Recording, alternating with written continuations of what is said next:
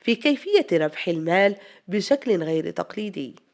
كان أندرو يوزع مكافآت لكل من شارك الموقع عبر وسائل التواصل الاجتماعي، كما أنه قد منح لكل مشترك يحضر عميلا جديدا بعضا من الأرباح، وذلك فيما يسمى بالتسويق الهرمي. لذلك أغلق موقع جامعة هاسلر لخرقه قوانين المملكة المتحدة. بعد ذلك أسس أندرو دائما رفقة أخيه تريستن موقعا مشابها أسماه العالم الحقيقي، وألغى فكرة التسويق الهرمي بالمرة.